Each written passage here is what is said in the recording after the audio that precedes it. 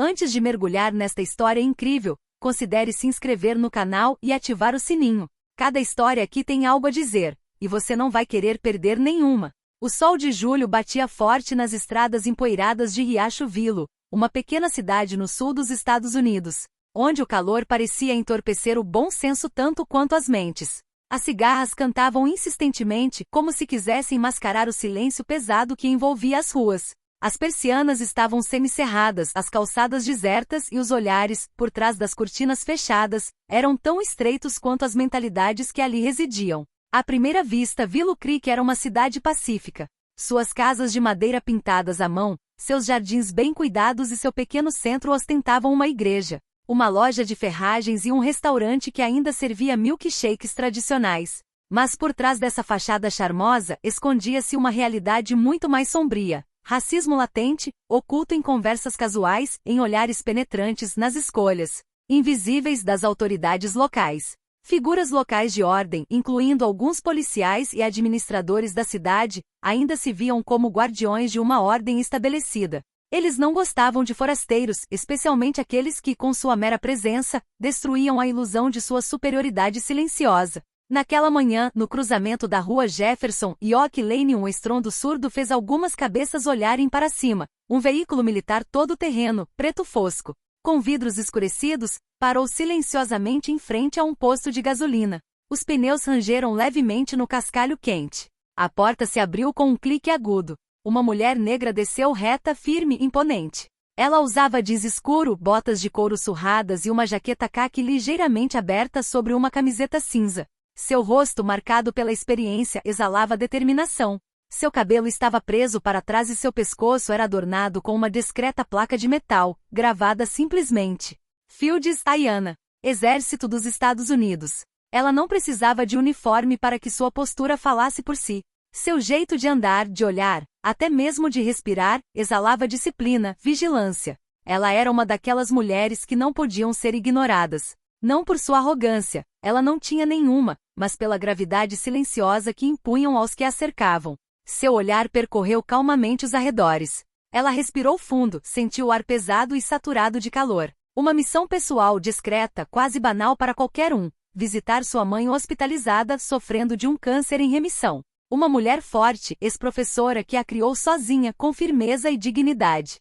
Mas o que Coronel Ayanna Fields não sabia que essa simples parada em Willow Creek, essa visita íntima e humana, se tornaria muito mais do que isso. Ayanna estacionou seu veículo em frente ao posto de gasolina Parada do Miller, um prédio pequeno e antigo cujo letreiro piscava intermitentemente sob o sol escaldante. Ela desligou o motor, pegou uma garrafa vazia para encher e verificou se havia alguma mensagem no celular. Ela havia recebido uma chamada perdida do hospital, retornaria em alguns minutos. Ao sair do veículo, o calor a envolveu imediatamente denso, quase sufocante. Ela se espreguiçou um pouco, suas botas batendo no asfalto quente, e então deu um passo em direção à entrada da loja. Foi então que ela deu uma olhada. Em uma viatura estacionada a poucos metros de distância, com o motor ligado e as janelas abertas, 3 policiais estavam parados, parecendo ociosos. Mas assim que ela pisou na calçada, suas posturas mudaram sutilmente. O agente Rick Coleman, com o rosto esculpido por uma foice, a testa enrugada, o bigode amarelado pela nicotina, encarou-a como se sua presença constituísse uma ofensa. Ele franziu a testa lentamente, como se visse algo anormal, ou melhor, algo que se recusava a achar normal. Ao seu lado, o sargento Mike Blake, de ombros largos, mascava um chiclete irritantemente mentolado cujo aroma de mentol flutuava no ar quente do carro. Ele tinha aquele olhar vazio de alguém que nunca pensa que precisa prestar contas de seus atos. Atrás deles, sentado no banco de trás, agente novato Danny Doyle observava a cena. 23 anos, recém-saído da academia de polícia. Ainda não tinha visto muita coisa, mas sabia reconhecer uma situação tensa. Coleman disse em voz baixa, mas alto o suficiente para os outros dois ouvirem: "Você a vê, Mike? Uma mulher negra dirigindo um veículo militar? NOSS ou cidade? Ela não deve ser daqui." Blake assentiu sem tirar os olhos de Ayanna. "Vamos vê-la. Só para conferir." As portas bateram.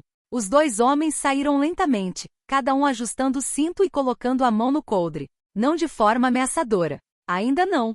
Mas com aquele andar calculado, lento, quase teatral, aquele que diz: "Nós temos o poder aqui e queremos que você saiba disso." Ayana os viu se aproximando. Ela congelou seus sentidos subitamente aguçados. Não era a primeira vez.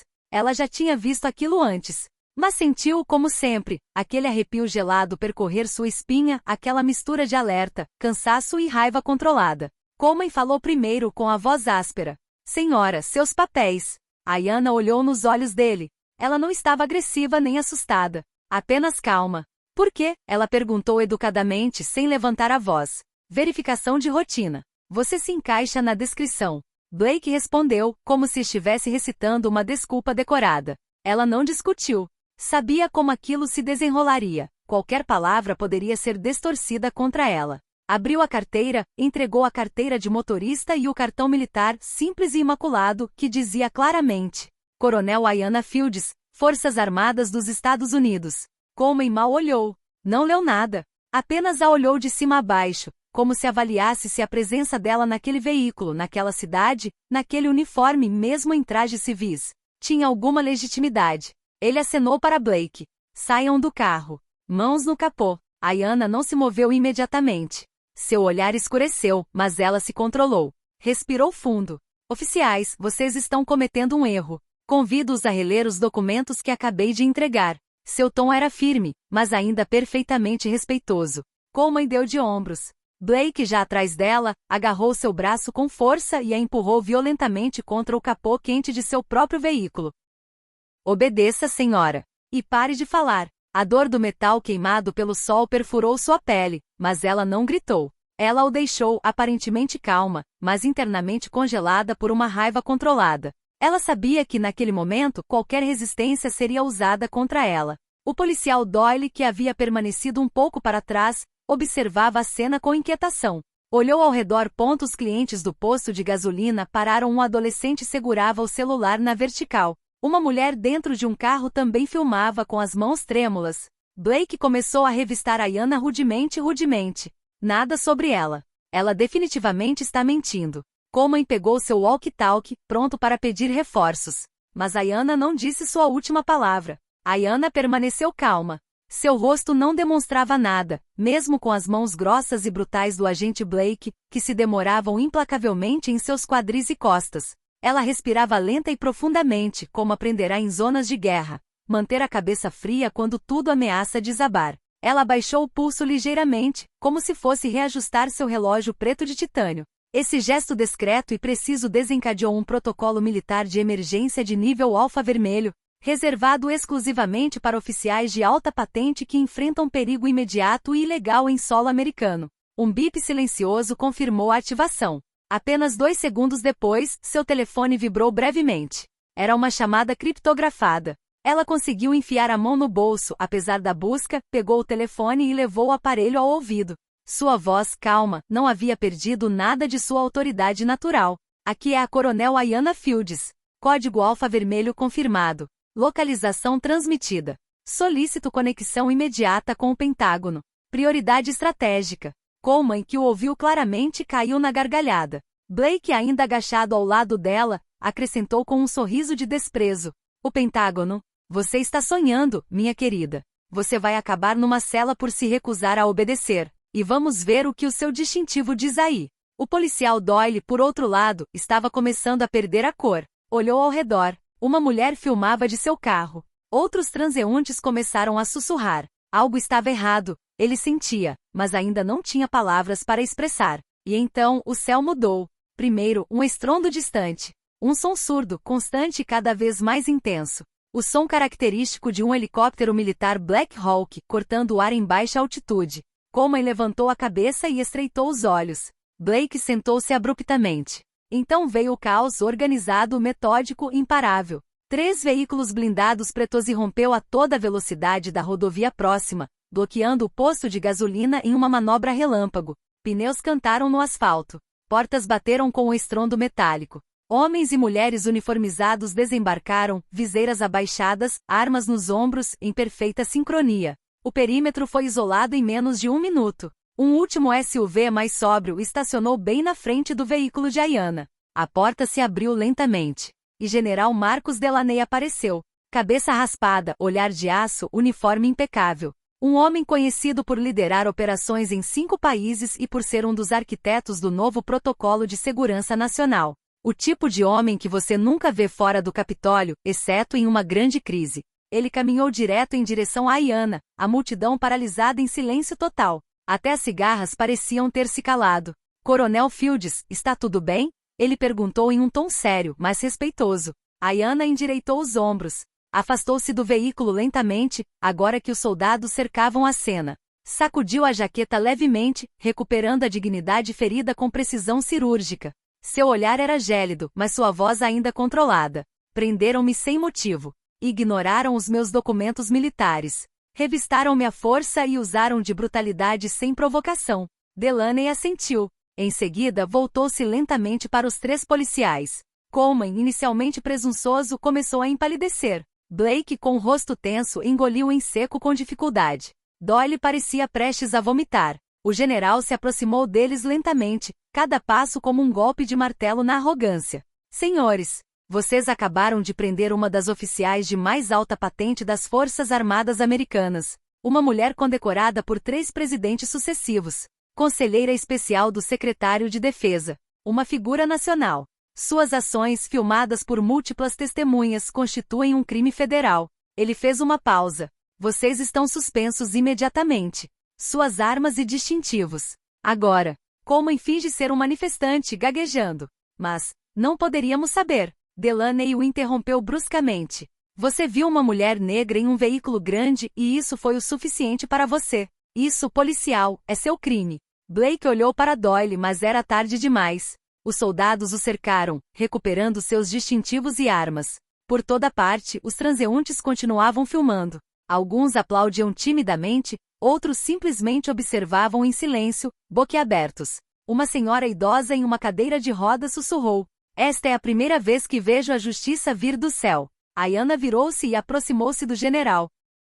Obrigado por vir. É nosso dever. O seu é se manter firme. E você se mantém firme. Sempre. Ela inclinou a cabeça levemente.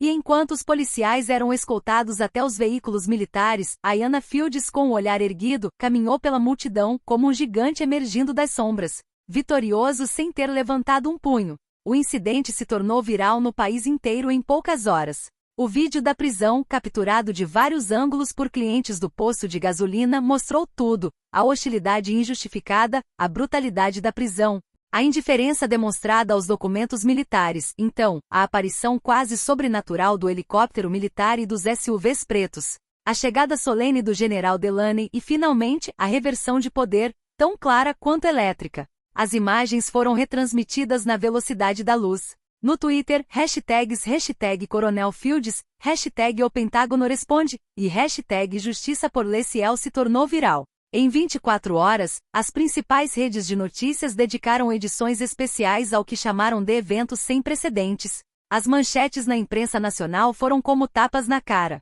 3 policiais prendem um coronel negro, o Pentágono chega. Ela liga para o Pentágono ao vivo, e o céu responde. Quando a autoridade legítima esmaga o abuso, viva! Nos aparelhos de televisão, os debates ficaram acalorados. Jornalistas, ex-generais, representantes políticos, ativistas antirracistas, todos concordaram em uma coisa: o choque de ver uma mulher dessa posição humilhada pelo que ela representava, e não pelo que ela havia feito. Alguns comentaristas com a voz embargada perguntaram: se uma mulher como ela, coberta de medalhas, respeitada nos mais altos escalões do governo, pode ser arrastada como uma criminosa pelo simples fato de ser negra em uma cidade pequena, então o que dizer daquelas cujos nomes permanecem desconhecidos? Milhões de americanos descobriram então quem realmente era a Coronel Ayanna Fields. Nascida em Birmingham, Alabama, num daqueles bairros que nunca são mencionados em folhetos turísticos, ela crescerá numa casa modesta, onde as persianas já não fechavam e a chuva às vezes se convidava a entrar na sala. A mãe, enfermeira a tempo parcial, trabalhava à noite havia 20 anos, enquanto o pai, operário de uma siderúrgica, voltava para casa com a coluna partida e as mãos cobertas de fuligem. Ayanna fora uma criança estudiosa, disciplinada e quieta. Dizia-se que aos 8 anos já tinha a aparência de quem decidiu sobreviver. Aos 18 anos, ela se juntou ao exército. Não por paixão pela guerra, mas porque era para ela um caminho para a dignidade, autonomia e respeito. Ela galgou os degraus um a um, sem trapaças, sem atalhos. Em cada missão, ela se distinguiu por sua estratégia, sua capacidade de manter a calma sob pressão e por uma humanidade rara em zonas de conflito. Em Afeganistão, ela organizou uma evacuação de emergência de uma escola para meninas ameaçada de ataque, salvando 73 crianças. Em Iraque, ela neutralizou uma crise diplomática entre duas unidades aliadas em guerra, evitando uma tragédia. No Sahel, ela perdeu 2 homens sob seu comando e carregou seus caixões até o avião, recusando-se a que isso fosse feito por ela. Condecorado com a Legião do Mérito, a Estrela de Bronze e a Medalha de Serviço Global, ela havia alcançado o posto de coronel em um mundo dominado por homens brancos, sem nunca ceder à complacência ou ao compromisso. E ainda assim, naquela manhã, num posto de gasolina em Willow Creek, a cor de sua pele foi suficiente para pagar 30 anos de lealdade, serviço e sacrifício. Era impossível para a opinião pública ignorar essa realidade brutal e nua. Ela atingiu como um tapa na cara de uma nação ainda consumida por suas contradições. A voz de Ayanna foi então transmitida em um curto clipe de áudio, capturado pela linha segura durante o incidente. Sua voz, calma, simplesmente disse: "Aqui é a Coronel Ayanna Fields. Código Alfa Vermelho. Localização transmitida. Solicito conexão imediata com o Pentágono." Essa calma, esse domínio, essa autoridade implacável em uma situação de humilhação. Essa era toda a sua grandeza. Ela se tornou, em poucas horas, o rosto de 2 Américas. Uma que construiu sua autoridade através da força do mérito, honra e serviço. O outro que ainda julgava as pessoas pela cor da pele, e não pela nobreza de sua origem. Os 3 policiais foram suspensos no dia do incidente, mas isso foi apenas o começo. Em uma semana, o Departamento de Justiça anunciou a abertura de uma investigação federal sobre abuso de poder, uso excessivo da força e discriminação racial agravada. O julgamento ocorreu em Washington, D.C., em um tribunal federal assistido pela mídia mundial. O tribunal estava lotado. Veteranos, oficiais superiores, ativistas dos direitos civis, jornalistas internacionais. Todos vieram para ver pessoalmente a mulher que agora era chamada ao coronel que fez tremer a arrogância. Quando Campos de Ayanna entrou na sala em seu uniforme oficial, o silêncio era total. Sua postura continuava tão ereta como sempre. Ela não havia mudado desde Willow Creek. Mas desta vez ela não estava apenas usando o uniforme. Ela estava usando o peso de todos aqueles que a América se recusou a enfrentar. Ela deu um passo à frente para testemunhar, sem lágrimas, sem vozes alteradas. Apenas precisão cirúrgica na história. Ela descreveu os eventos como se desenrolavam, minuto a minuto, gesto a gesto. Sem raiva, sem vingança. Apenas a clareza de uma verdade impossível de desviar. E então, quando o juiz perguntou se ela queria acrescentar algo pessoal, ela parou. Seu olhar percorreu a sala, então ela disse com uma voz calma, mas que se propagava como uma onda: "Não estou aqui hoje por mim mesmo. Estou vivo. Tive testemunhas. Tinha minha patente e consegui ativar um protocolo de emergência que poucos possuem. Mas quantos não têm uma câmera? Nenhum distintivo? Nenhum general para descer do céu? Estou aqui por eles. Por aqueles que são presos porque não se encaixam, que são silenciados por não terem os documentos necessários e que são esquecidos quando estão atrás de portas fechadas. Eu tinha luz. Eles só têm sombra. Este julgamento não é minha luta. É deles." Um tremor percorreu a sala. Alguns choravam. Outros estavam congelados, petrificados. Os 3 réus Coleman, Blake e Doyle evitaram seu olhar. Doyle, jovem, tinha os olhos vermelhos de vergonha. Coleman, com o rosto sério, ainda não entendia como sua onipotência havia evaporado. Blake olhava para o chão, esmagado pelo peso de um mundo que não controlava mais. Os veredictos foram proferidos. Culpado de todas as acusações, Coleman e Blake foram condenados a vários anos de prisão federal. Doyle, considerado cúmplice passivo, recebeu pena suspensa e foi colocado em um programa obrigatório de reabilitação por justiça restaurativa. Mas as repercussões não pararam por aí. Sob pressão da opinião pública e depois que o depoimento de Ayanna se tornou viral, vários estados anunciaram reformas imediatas sobre protocolos de verificação de rotina, treinamento de policiais e monitoramento independente de casos de prisão. O prefeito de Willow Creek foi forçado a renunciar, depois que foi descoberto que ele havia suprimido diversas reclamações semelhantes contra autoridades locais. O chefe de polícia também foi suspenso. E uma comissão federal especial foi enviada para auditar toda a delegacia. Mais de 20 processos de prisão foram reexaminados nas semanas seguintes. O próprio Congresso convocou Ayanna para uma audiência pública excepcional. Durante a sua intervenção no Senado, transmitida ao vivo, ela falou com a mesma gravidade. O exército me ensinou a proteger a nação. Mas hoje devo proteger esta nação de si mesma. O perigo não é a fronteira. O perigo é esse hábito insidioso de acreditar que alguns valem mais que outros. Que alguns precisam provar sua humanidade enquanto outros a recebem por omissão.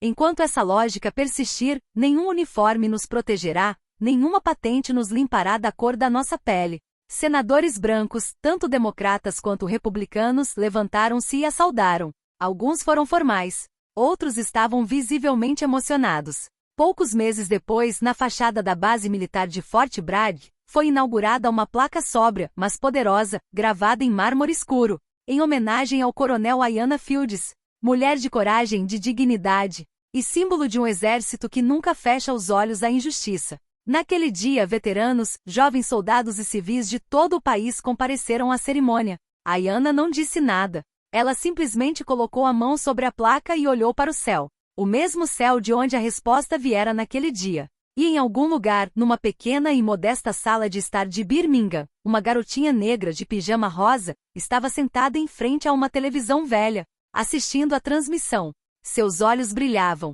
Ela se virou para a mãe e disse suavemente: "Mãe, eu também quero ser coronel." Sua mãe, com os olhos cheios de lágrimas, abraçou-a com força, sem dizer uma palavra. Pela primeira vez, aquele sonho deixou de ser uma fantasia. Ele tinha um rosto, um nome, um modelo.